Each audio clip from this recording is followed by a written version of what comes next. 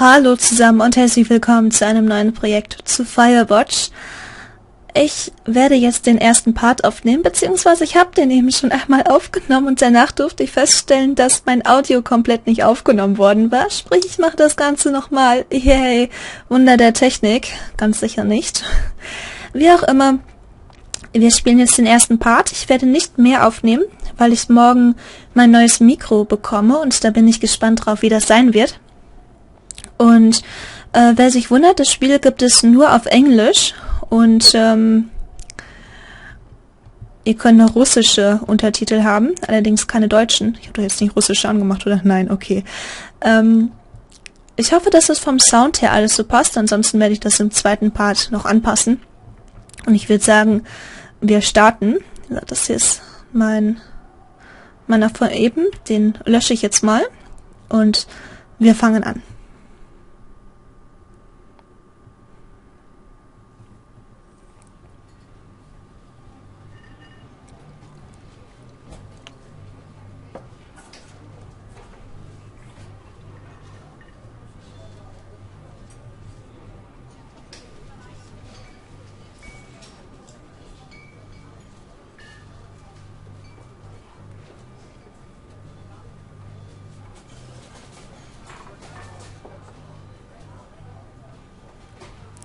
Im Übrigen, falls ich jetzt englische Wörter irgendwie falsch ausspreche, don't mind it, das könnt ihr gerne behalten. Ich tue mein Bestes, aber ja.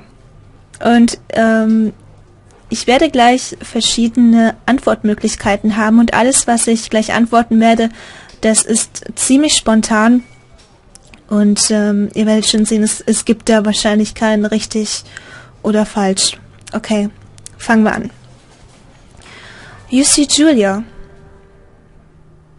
She's about your age, late 20s, laughing with well-dressed professors and grad students from nearby CU Boulder. You, Henry, are out drinking with your pals. You approach her. You're drunk. So, what's your, major? You're pretty. You're pretty, she says coolly. You're not. You're a future hangover. What? You reply, confused. Someone should buy you a cheeseburger, she says. She flags down a waiter and 1 week later you're Julia's boyfriend.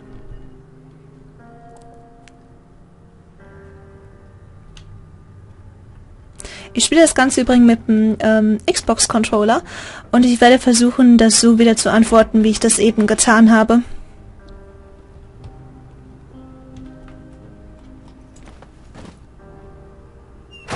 Okay. You date for over a year. She drives you absolutely nuts. It's great. You move in. You share an apartment near the school with a view of the mountains. You two drink beers out on the deck. You drink beer just about anywhere. Life is good. Julia wants to get a dog. There's a scruffy, undersized beagle. Julia is in love. She wants to bring it with her to class. There's also an intimidating but gentle-eyed German shepherd. Nothing bad could happen to Julia while walking with this dog. It's a badass. Ich stand im Übrigen kein with, aber egal. Ich weiß leider nicht mehr, wie ein Shepherd aussieht, aber ich habe mich spontan für Mayhem entschieden. Wir haben aber noch die Wahl zwischen Bucket, also you pick up the beagle and she names him Bucket. You adopt the shepherd and name him Mayhem. Bucket, das erinnert mich so an Bucky Barnes, aber wir nehmen trotzdem Mayhem. Mayhem's an excellent dog. He loves wrestling with you in the park and goes with Julia on her runs. Even though he's too big to bring to school, Julia loves him all the same. Mayhem is a friend, child and pet, all rolled into one. 1979. You talk out on the deck. It's summer, 9:30 p.m. and the heat still radiates off of the high desert.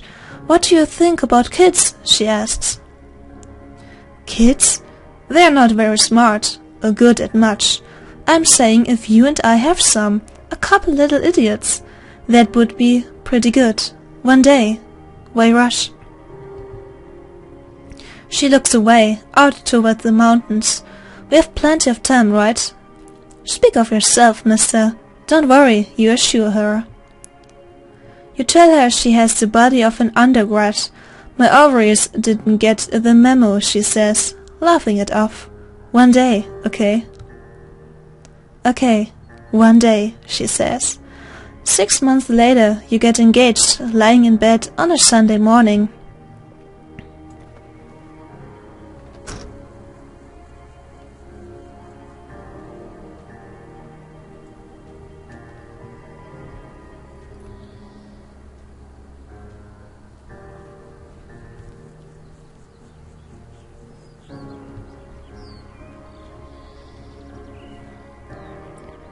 "1980.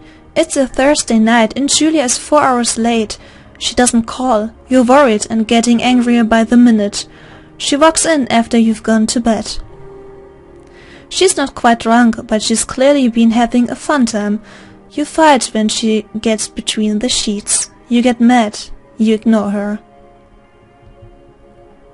You call her an inconsiderate asshole. She tells you to fuck yourself and to not be such a baby. You call her selfish.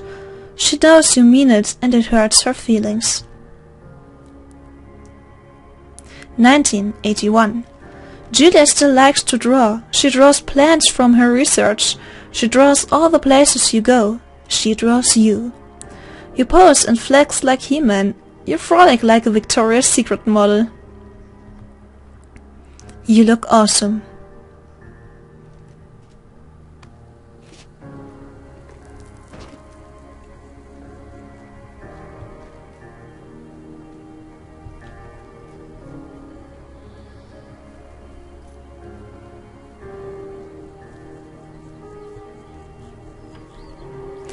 Two Forks Lookout Tower, 8 more miles still.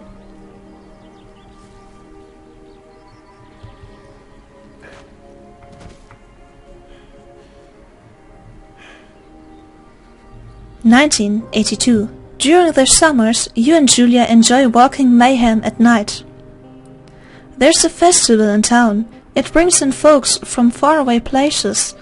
One of them tries to mock you with a knife. Mayhem runs away. Fuck! Dog! Julia yells. She gets flustered and has trouble speaking when she is stressed. You confront the attacker.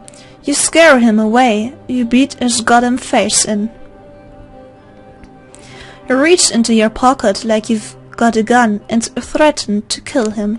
You manage to scare all 3 of you. He runs away. Julia asks to take a different path from that day forward. You say okay. You don't want to get that way either. From then on, you walk by the river. 1984. Plans to have kids get waylaid by work. Julia gets offered a job at Yale. Yale is in Connecticut, 2,000 miles away. It's a great job. Associate department chair. She wants to move. You absolutely do not. Convince her not to take the job. Agree if she commutes back and forth. You ask her if she'll commute back and forth. You don't want to move to Connecticut. She says that'll be hard, but she'll do it if you won't move. You tell her not to pass it up if it's what she wants. She agrees. She flies back to Boulder 3 times each semester. 1985. Julia is sent home from Yale on paid leave after having an episode. She lost it on a colleague for borrowing books that were important to her research. She didn't remember she had happily loaned them to him just 2 days prior. She was found crying in the stairwell. You say that maybe you guys should talk to someone about it.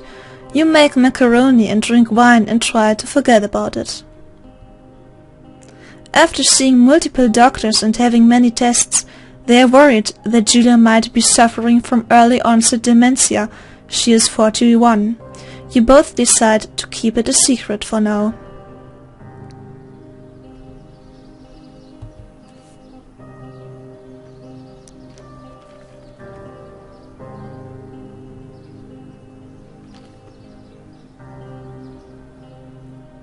Mayhem is getting older. He's got silver hair down his back and slows down at night. You and Julia walk him to the bar to see your friends, and it feels like nothing has changed. Julia goes back to the university. 1987. Julia's affliction gets worse. She can't remember things in class. Her research is in shambles. She drives her car to the next town over for no particular reason and has to be brought home by the police. She is devastated. She is sent home on permanent medical leave. Some days you get the Julia who calls you a dope and your onboard children little idiots. Other days you get a stranger. She pulls you into bed to make love. After 5 minutes, she goes into a panic believing her dad is at the door. You tell her family.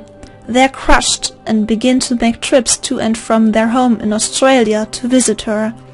For a while, your friends come by with little things to brighten the day. She gets worse. 1988. You spend your days following Julia around the house. You count the seconds between the 2 weekly visits from Daniel, the nurse. He suggests that Julia could live somewhere else, somewhere with 24-hour care, a home. It sits with you for a couple months. You decide to move her into a full-time care facility. You are determined to take care of her by yourself.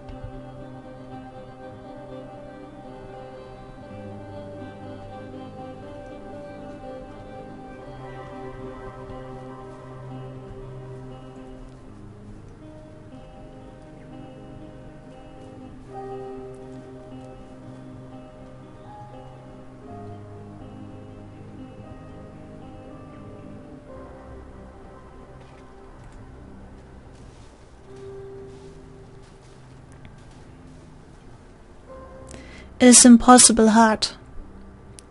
The worst is when you get mad at her, like when she tries to cook her own food. You can't do anything without her, and she can't do anything without you. When she goes to sleep, you stay up for a few hours, drinking on the deck, watching baseball in the summer, college basketball in the winter, drinking then too. You start going out after you put her to bed.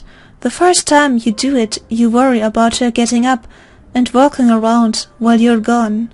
You put a chair in front of the bedroom door. You trust that she sleeps like a rock. You got to the same bar at the boring end of Pearl Street. It's nice there. Over time you'll tell Sheila, the bartender, everything. It's a huge weight off. You're home and in bed by AM. A couple nights a week. You look forward to those nights. 1989. One night you are stopped at the Dewey checkpoint. You blow a 10 and are taken to jail for the night.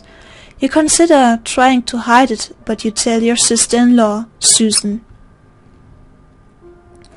Julia's parents take the next plane from Australia. They can't believe the state your house is in. Then they tell you Julia is coming to live with them. You don't argue. You say you'll visit soon. A few weeks go by. Summer is coming and you see an ad in the paper for a job. You take it.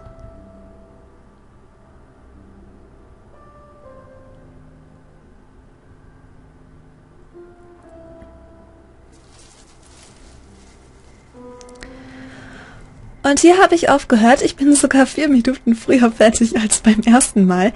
Wir haben jetzt noch nicht viel gesehen. Wir haben jetzt hier erstmal die Geschichte erfahren rund um Henry. Wie gesagt, das Spiel spielt hier halt im Jahr 1989 und wir haben jetzt über seine Vergangenheit erfahren.